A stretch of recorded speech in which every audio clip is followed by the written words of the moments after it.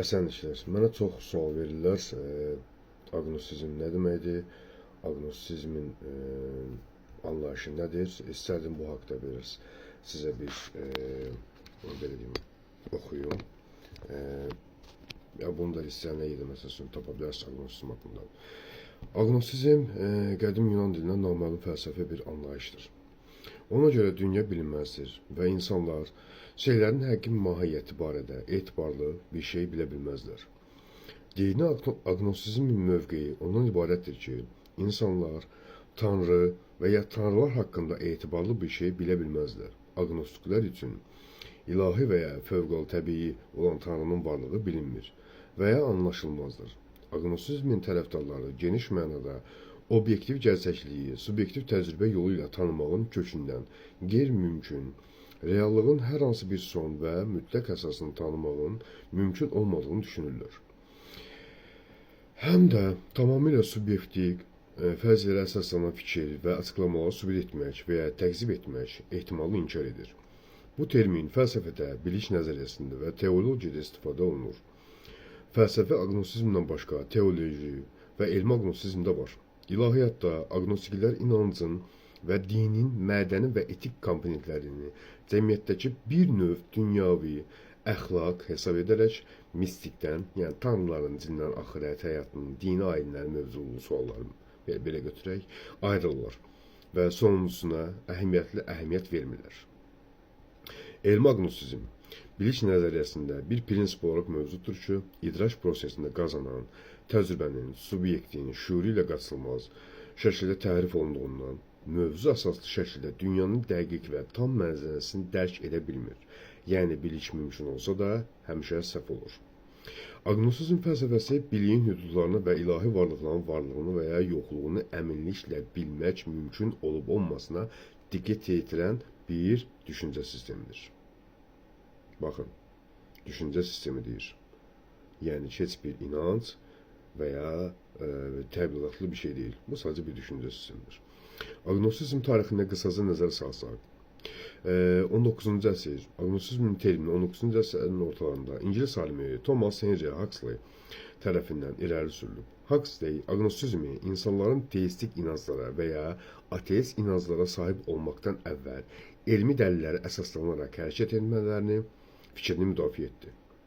Bu, elmin məhdudiyyətlərini və ilahi varlıqların varlığını sübutu ilə bağlı qeyri-müəyyənliyi vurğulayırdı. Biliş və iman, aqnosizmin mərkəzi ideyalarından biri budur ki, insanlar biliş və inanc arasında fərq qoymalıdırlar. Aqnostiklər inanır ki, ilahi və ya metafizik suallara qəti cavab yoxdur və buna görə də möhkəm inanılan çox skeptizm və ya qeyri-müəyyənliyi müdafiə edirlər. Dini və fəlsəfi təsirləri nədir aqnosizm? Aqnosizm tez-tez din və fəlsəfə ilə əlaqələndirilir.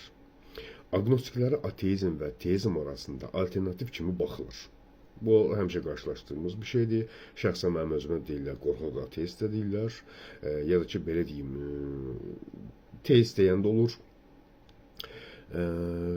Aqnostiklərə ateizm və teizm arasında alternativ kimi baxılır və bir çoxları dini inanclara qarşı həssaslıq və ya neytrallıq nümayiş etdirirlər. Mən həmişə demişəm ki, hər kəsin dininə hörmətim var.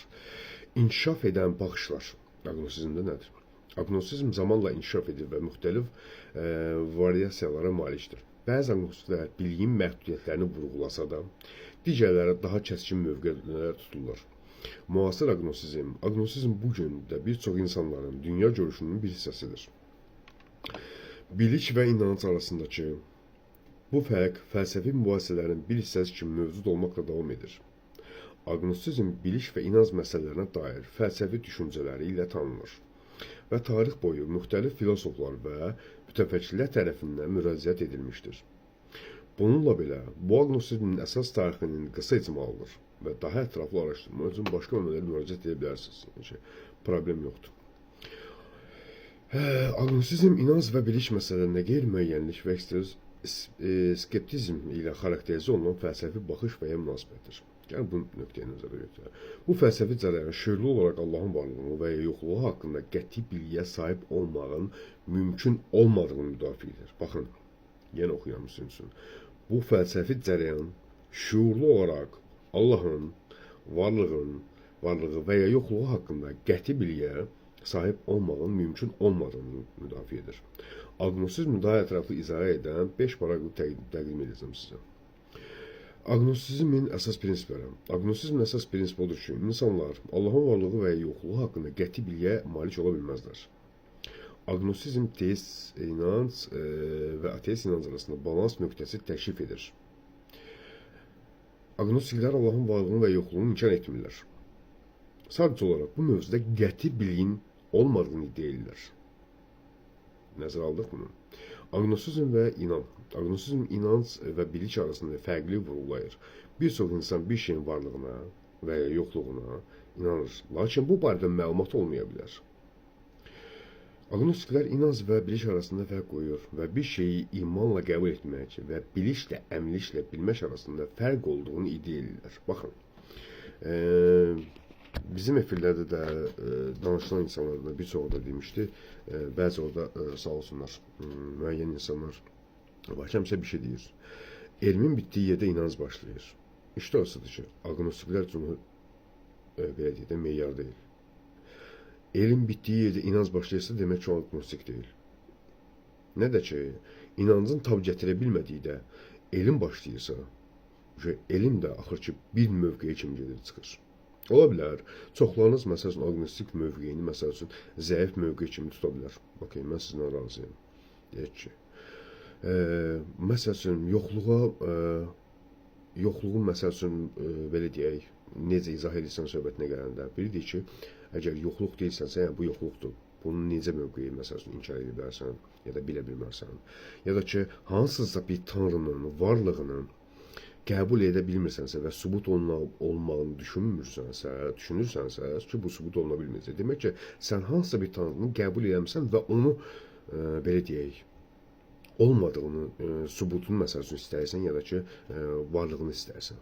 Baxın, belə bir mövqe deyil. Biz müdafiə eləmirik, biz sadəcə bilə bilməzik deyirik.